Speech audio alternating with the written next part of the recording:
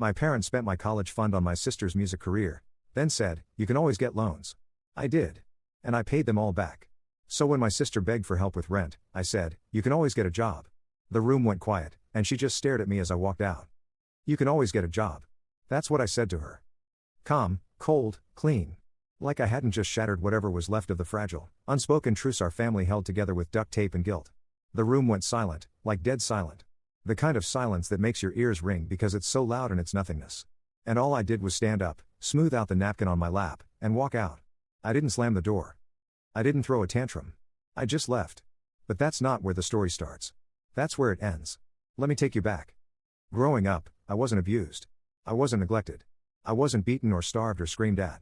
But somehow, that made it worse because my pain was quiet, overlooked, ignored, dismissed. And it started early, so early that by the time I was in middle school, I already understood my place in the family. Dependable, self-sufficient, low-maintenance Ethan. My little sister Rachel was the wild one, the sensitive one, the creative one with the spark. I was the one who packed my own lunch and didn't cry when our dog died. I was the one who didn't need anything, so nobody offered me much. Dad worked construction, old school Midwest type, boots by the door, calloused hands, bacon every morning. He wasn't cruel, not exactly, just limited. His emotions had a 30-second timeout clock. If you couldn't explain your problem before the microwave dinged, you weren't getting sympathy. Rachel, on the other hand, could fall apart crying over a bad grade or a broken guitar string, and Dad would go get her a milkshake. By the time I was 17, I had one foot out the door. I'd worked my ass off to get into a good state university. Nothing fancy, but I had a plan. I was going to major in communications, maybe go into nonprofit work. I even had a college fund. My grandparents had started it when I was born. They were Depression-era savers, the kind of people who reuse Ziploc bags and cut mold off bread instead of tossing it. Every birthday, every Christmas, a little bit got tucked into that fund, and my parents promised me they were contributing too. I believed them. Why wouldn't I? I found out about the missing money 2 months before orientation. I came home from my job at the local lumberyard, smelling like sawdust and oil like I always did that summer, and my mom was waiting in the kitchen. She wouldn't look me in the eye. She asked me to sit down. That's never a good sign. Dad wasn't there, but I could feel him in the room like a ghost. They had used the money, all of it, the entire fund, not for medical bills, not to save the house, not for some life or death emergency. No. They'd spent it on Rachel, on studio time, on equipment, on a goddamn used tour van. My sister, 16 at the time, had convinced them she was the next big thing. And instead of telling her no, instead of parenting her, they bet my future on a SoundCloud page and a pipe dream. I stared at my mom waiting for her to say it was a joke, that the money was in a different account, that she meant something else, but no. Her voice cracked when she said, "We believe in her," like that was supposed to make me feel better, like it wasn't a slap in the face. When Dad got home, he didn't even apologize. He stood by it. "You're smart," he said. "You can get loans. You'll be fine." He said it like I was asking for some luxury, like I wasn't owed the same investment they gave my sister. And the worst part, he really believed that was enough, that I'd just eat the betrayal and keep going, which to be fair, I did. I didn't scream. I didn't cry. I packed my things. I signed my loan papers, and I left for school with a hole in my gut and a smile on my face because that's what strong boys do. Right? We don't collapse. We adapt. But something shifted in me that summer. A wire snapped and never reconnected. I learned that fairness wasn't guaranteed, not in families, not in life.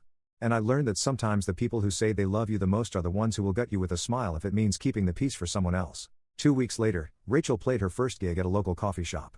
I showed up. I sat in the back. She didn't know I was there, and I watched her struggle through 3 covers and one original song that sounded like an amateur indie folk demo. I watched her trip over lyrics, forget chords, apologize mid-set for being off. People clapped politely. I didn't. I slipped out before she finished. That was the night I realized she wasn't talented. She wasn't terrible. She was just average, like most of us. But someone had told her she was a star, and they spent my future to make it true. And when I drove back to campus in my used truck with 372,000 miles on it, something in me settled. I wasn't angry. I was focused. I knew I'd never forget what they did, but I also knew they'd never get the chance to do it again. What came next wasn't dramatic. There were no fireworks, just years of grinding, years of swallowing my pride, years of debt, frozen dinners, group projects with kids who didn't know what FAFSA was, years of pretending I didn't care. And every time I made a student loan payment, I remembered my dad's words like a punchline to a joke I never asked to be part of. "You'll be fine." Yeah. I was. But not because of him. Not because of any of them. I was fine in spite of them, and that's what they could never understand. College didn't feel like a new beginning. It felt like a job I wasn't getting paid for. While everyone else around me wore campus hoodies and took pictures in front of the dorm fountains, I was memorizing bus schedules and calculating how many hours I could work at the campus bookstore without falling behind on coursework. I didn't have the luxury of soaking in the college experience. I was there to get in, survive, and get out without drowning in debt so deep it would choke the next decade of my life. My roommate, a guy named Cal, whose biggest concern was whether his girlfriend back home was cheating, once asked me if I was always so intense. I laughed at that. Intensity wasn't a choice. It was survival. My truck barely made it to campus that first semester. It was a sun-bleached 2006 Ford with duct tape on the rearview mirror and a heater that only worked if you banged the dashboard twice and said a prayer. I loved it like a war buddy. Every time it started, I whispered a thank you under my breath. I couldn't afford campus parking, so I parked 3 blocks away on a side street and walked, rain or shine, through slush or heat. My boots would wear out. My coat was from Goodwill, but I kept moving. I didn't ask for help. Not from my parents, not from anyone. Because asking would have meant opening the door again, and I'd already closed it so tightly, I wasn't sure I could ever pry it back open. Meanwhile, Rachel was becoming a local personality, not because she was successful, but because she had a knack for attracting attention. She made YouTube covers, posted moody photos on Instagram of empty highways with poetic captions about the road, and somehow always managed to land gigs at breweries and art fairs. Our parents praised her like she'd already made it. My dad posted a photo once of Rachel tuning her guitar with the caption, "So proud of this young woman chasing her dream." I had just pulled a double shift, dealt with demanding customers who treated me like dirt, and missed a class presentation because the manager wouldn't let me leave early. I saw that photo on my break, eating a stale sandwich out of a napkin in the back alley of the warehouse, and something inside me just locked up. Not anger, not even jealousy, just a kind of dull ache that felt permanent. They never posted about me, not once.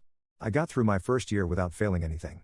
It was a blur of lectures, cheap coffee, and anxiety so thick it made my teeth ache. I made exactly 2 friends, Jenna from biology, who was just as broke and overworked as I was, and Maria, a security guard who let me study in the quiet lounge when the library closed. They were both kind in ways my family had forgotten how to be. One night, Jenna came with me to the emergency room because I had a kidney infection and no one else to call. She stayed for hours, held my bag while I waited in pain, and never once made me feel like a burden. I remember thinking that she felt more like family than Rachel ever did. And while I was patching myself together with caffeine and sheer willpower, Rachel was playing bars for tips, still chasing that dream like it owed her something. She didn't have a job. She lived at home rent-free. Mom made her sandwiches and posted her music links on Facebook. Dad called her a fighter. I watched from the outside as they coddled her, encouraged her, told her the world was just waiting for her to be discovered. No one ever told me I was special. I was capable. That was the word they used.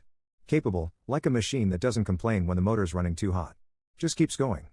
I came home the summer after sophomore year and found out they'd helped her buy new recording software, over $700. When I asked where that money came from, Mom said something about their tax return and how Rachel really needed the boost. I wanted to laugh.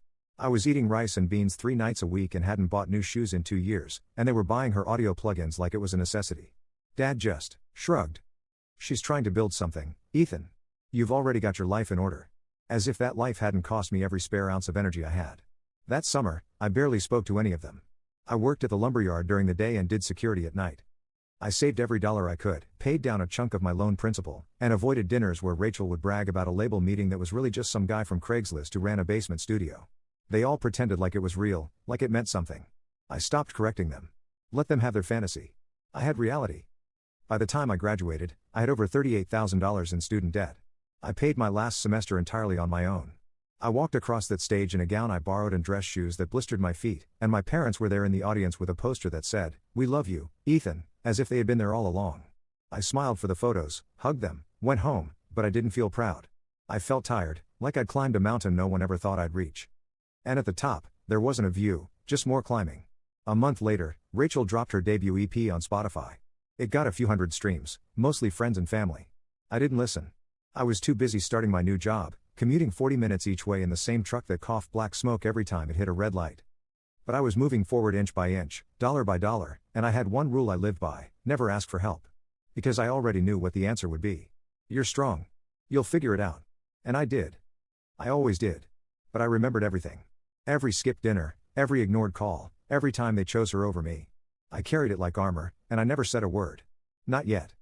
It was a Tuesday evening, sometime after 9, just after I had poured myself a glass of cheap beer and taken off my work boots. The kind of night that doesn't beg for drama, the kind that promises silence and solitude, maybe a half-watched documentary before bed.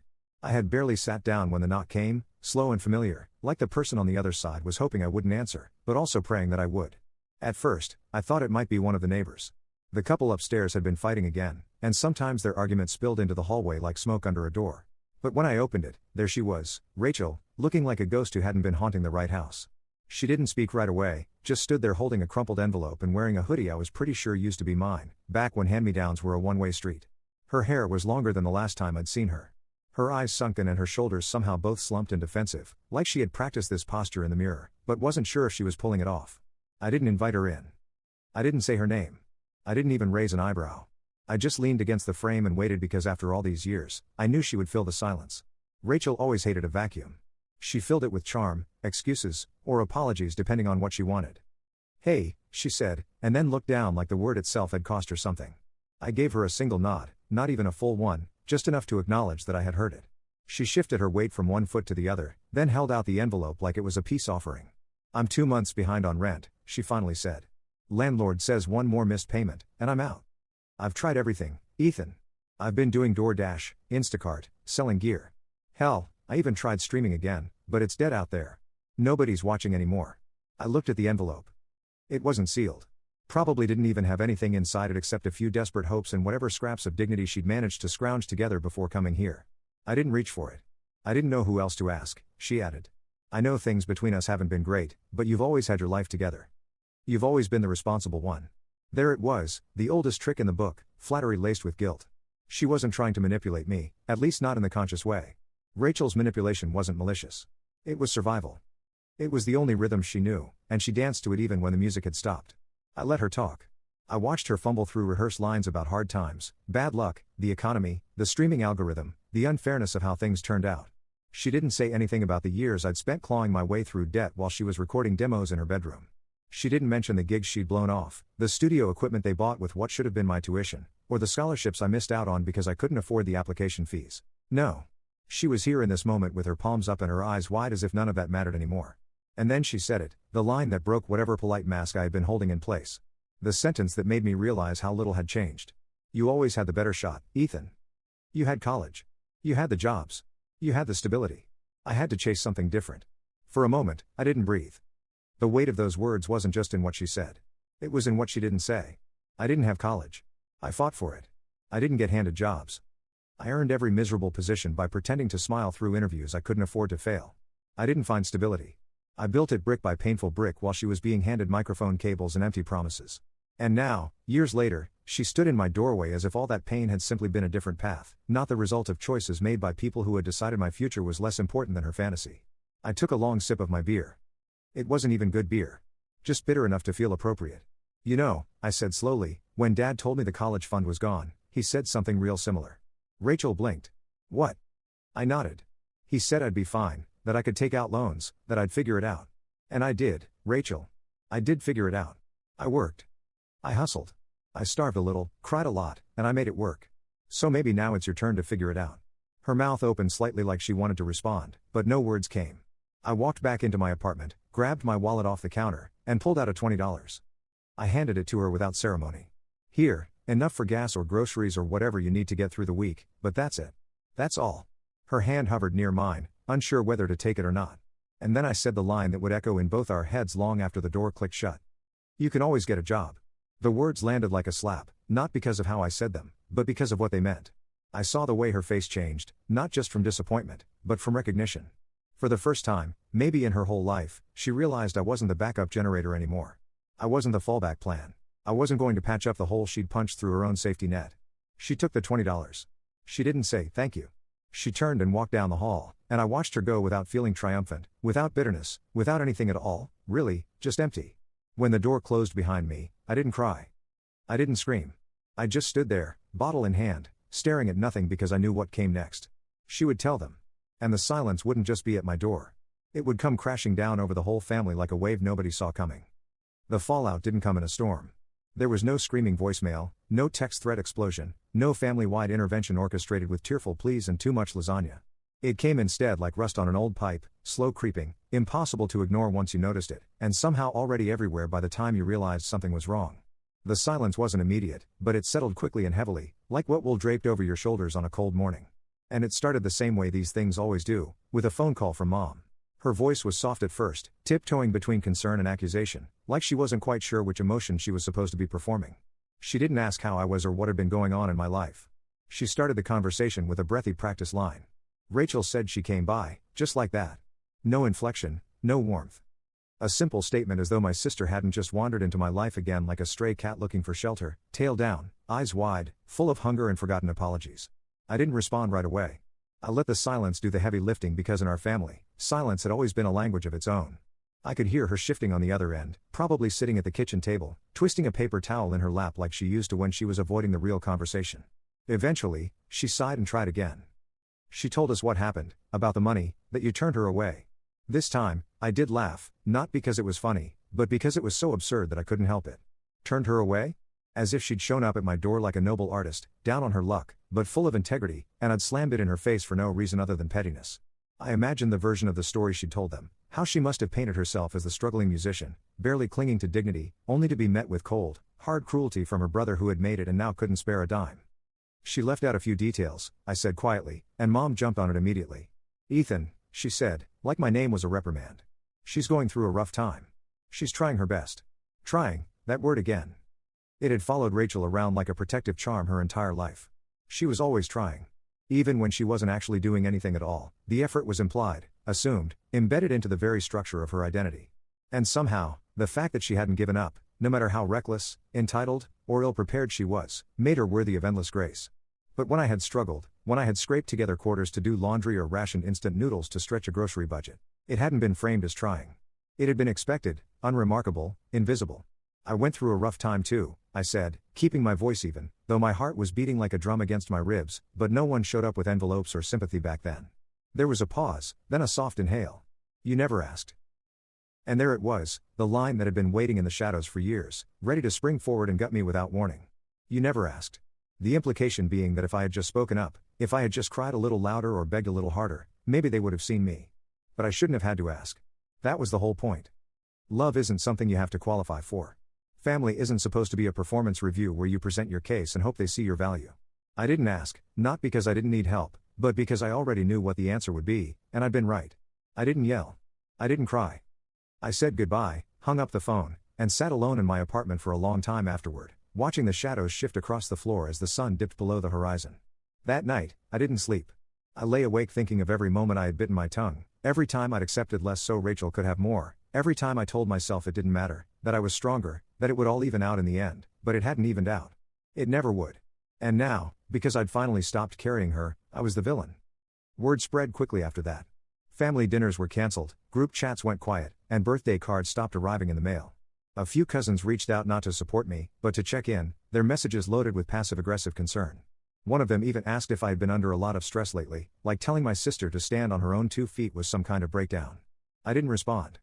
I didn't owe them explanations, and I sure as hell wasn't going to beg for understanding from people who had never bothered to see me in the first place. Weeks passed. The silence deepened. I found myself settling into a rhythm that felt almost peaceful in its predictability. Work, home, gym, sleep, repeat. No family obligations weighing on my weekends. No guilt-inducing phone calls interrupting my evenings. No surprise visits from relatives wanting to check in but really just fishing for gossip. For the first time in years, my life felt entirely my own. I started doing things I'd never had time for before. I took a woodworking class at the community center on Saturday mornings. Nothing fancy, just learning to build simple shelves and picture frames. There was something therapeutic about working with my hands, about creating something solid and useful from raw materials. The instructor, an older man named Frank who reminded me of what my grandfather might have been like, never asked about my family or why I was there alone. He just showed me how to measure twice and cut once, how to sand with the grain, how to trust the process. One evening after class, I was at the hardware store buying sandpaper when I ran into Mrs. Patterson, our old neighbor from when I was growing up. She'd always been kind to me, the type of woman who would bring over homemade cookies when she noticed I was walking home from school alone more often than not. She recognized me immediately, her face lighting up with genuine warmth. Ethan. My goodness, look at you. All grown up and handsome as ever. She pulled me into a hug that smelled like vanilla and lavender. How's your family? I saw on Facebook that Rachel's still pursuing her music. Such a talented girl. I felt the familiar knot form in my stomach, but instead of the usual automatic response about how proud we all were, I found myself pausing. Actually, Mrs. Patterson, we're not really in touch much anymore.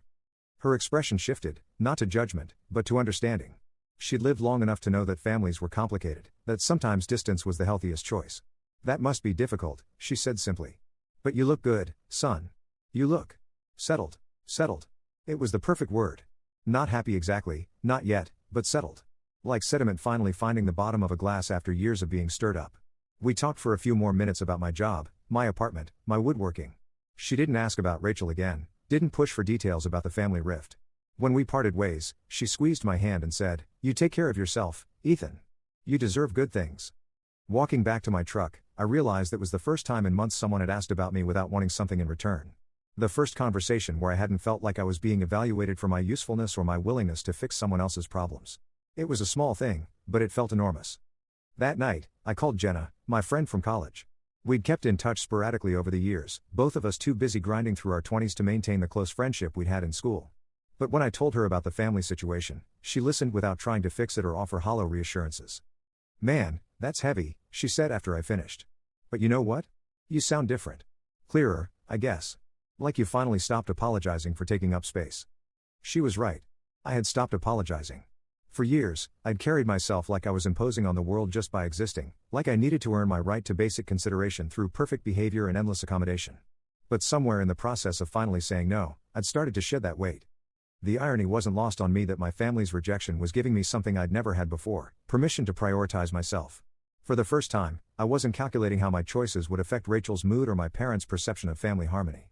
I was just living, and it felt revolutionary. Then one afternoon, an envelope arrived in my mailbox. No return address. Inside was a short handwritten note from Mom and a photo: Dad sitting in a hospital bed, pale and tired, his eyes unfocused. The note was simple. "Your father wants to talk before it's too late." I stood there in the hallway, the note trembling slightly in my hand, and felt absolutely nothing. No panic. No urgency. Just a dull familiar ache, like a bruise pressed too many times. I hadn't spoken to Dad in nearly a year. Our last conversation had ended with him praising Rachel's resilience and suggesting that maybe I should try to be more supportive. Supportive of what exactly? Her delusions? Her inability to grow up? Her belief that she could fail upwards forever and still land softly on the backs of those who had built something solid? That night, I sat with a photo on my coffee table and stared at it until the faces started to blur. I didn't know what the right move was. Part of me wanted to throw it away, to let them sit in the silence they had helped create, to show them what it felt like to be abandoned without ceremony.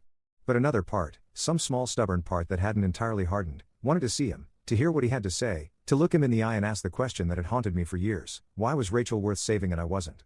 I knew the answer wouldn't satisfy me. I knew it might not come at all. But I also knew I couldn't move forward, not really, until I stood in front of him and let him see what his choices had carved out of me. And so I made the decision. I would go. I would sit in that hospital room, and I would listen. But I wouldn't forgive. Not yet. Maybe not ever. The hospital smelled like bleach and boiled carrots. That sterile institutional kind of scent that settles into your nostrils like a warning.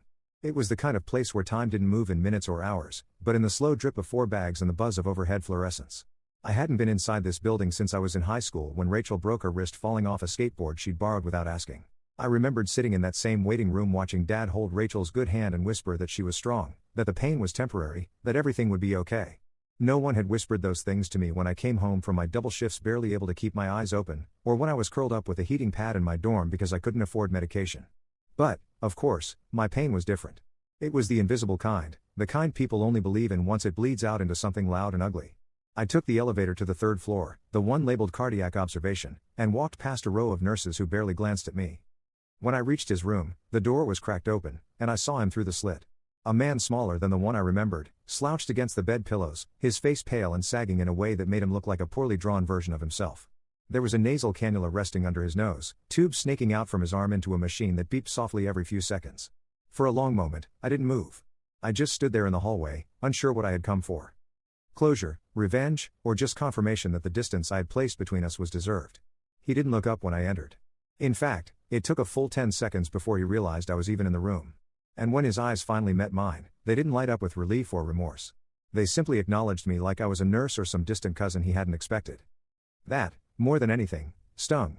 "Ethan, son," he said, his voice rough like gravel dragged across pavement. "I figured you'd come." I sat down in the chair beside the bed, but didn't respond. I watched the way his chest rose and fell, slow and labored, the way his fingers trembled as he reached for the plastic water cup on the tray beside him. He took a sip, then stared out the window at the parking lot below as if searching for something to say in the rows of parked cars. "They tell me it's not a heart attack exactly," he muttered. "Something to do with stress or cholesterol or age. Who knows?" I folded my arms across my chest. "And you wanted me to hear that in person?" He glanced at me then, his eyes narrowing just slightly. I wanted to see you before anything worse happens. I waited. I had no intention of making this easier for him. I wanted to know if he would offer it freely. The apology I had never asked for but always deserved. You're angry, he said, not as a question, but as a statement made with the weary certainty of someone who had known it for years, but chosen to ignore it. Yes, I replied, my voice calm but firm. I have been for a long time. He nodded slowly as if agreeing with something he'd known was true, but hadn't allowed himself to say out loud. I didn't handle things right with the college fund, with Rachel. I know that now. Do you? I asked, leaning forward slightly. Because I've been waiting a long time to hear you say those words, and they still don't sound like an apology. He sighed deeply, the kind of sigh that comes not from regret, but from exhaustion. You always were stronger than her. I thought maybe you didn't need it as much, that you'd be okay, and you were. You made it. I made it, I said bitterly, but not because of you, not because of any of you. I made it because I had to, because there was no other choice, because every door that was held open for her was slammed shut in my face. There was a long pause after that, a silence that filled the room like smoke. He didn't argue. He didn't defend himself. And that should have felt like a victory, but instead, it just felt like standing in the ruins of something that was never built right to begin with. I guess I thought love looked different, he said finally, his voice almost a whisper. Thought being hard on you meant you'd grow up strong. Thought spoiling her meant she'd find her way. She didn't, I replied. She's still wandering around hoping someone else will fix it. He turned his face away from me then, toward the wall, and I saw the line of his jaw tighten. I realized with a kind of dull clarity that he still believed in Rachel even now, that even from a hospital bed, with machines keeping his heart in check and his breath steady, he would always choose to defend the daughter who disappointed him over the son who had quietly survived everything he threw his way. I stood up. You know, I said adjusting my jacket. When Rachel showed up at my door asking for help, I gave her $20. That's all. He looked like she expected me to save her. Dad didn't respond. His fingers twitched against the bedspread. And I told her the same thing you told me, I continued. You can always get a job. He flinched slightly as if the words hit something raw. I took a breath, then said the thing I hadn't known I needed to say until it was out of my mouth. I wasn't stronger, Dad. I was just alone.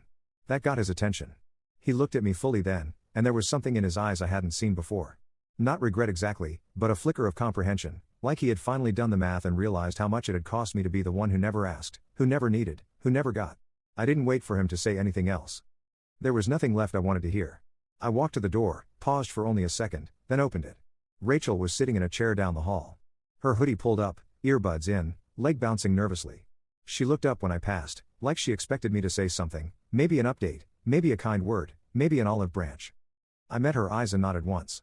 You can always get a job, I said again. The phrase simple, final, stripped of rage, but heavy with everything I had carried for far too long. She just stared at me, and I walked out of the hospital without looking back. I don't know if that made me a villain in their eyes. Maybe it did.